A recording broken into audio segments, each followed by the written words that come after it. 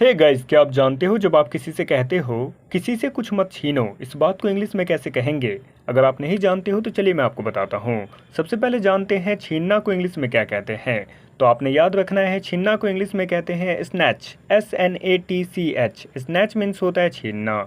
तो आइए आप जानते हैं सेंटेंस को इंग्लिश में कैसे कहेंगे।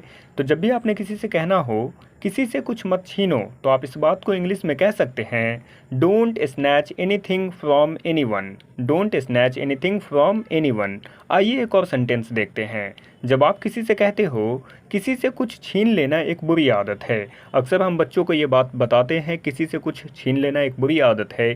तो आपने इस बात को जब भी कहना हो तो आप इस बात को अंग्रेजी में कह सकते हैं snatching something from someone is a bad habit. Snatching something from someone is a bad habit. आइए एक और वर्ड देखते हैं।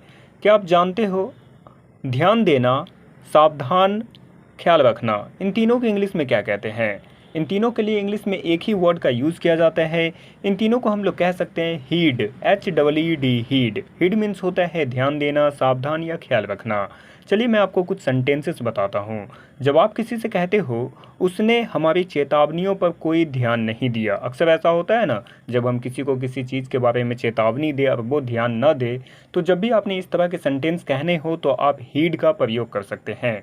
चलिए इस सेंटेंस को ट्रांसलेट करके देखते हैं। उसने हमारी चेतावनियों पर कोई ध्यान नहीं दिया, तो आप इस सेंटेंस को इंग्लिश में कहेंगे see paid no heed to our warnings. See paid no heed to our warnings.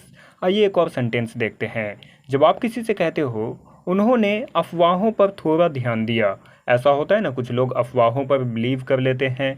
तो जब भी आपने कहना हो उन्होंने अफवाहों पर थोड़ा ध्यान दिया, तो आप इस सेंटेंस को इंग्लिश में कह सकते हैं they gave little heed to the rumours. They gave little heed to the rumours. इस तरह से आप बहुत सारे सेंटेंसेस को आसानी से बना सकते हैं। मैंने दोनों वर्ड से दो दो एग्जाम्पल बताए हैं, आपने बहुत सारे एग्जाम्पल्स बनाने हैं। जितना ज़्यादा आप एग्जाम्पल बनाओगे उतनी जल्दी आप इंग्लिश सीख पाओगे।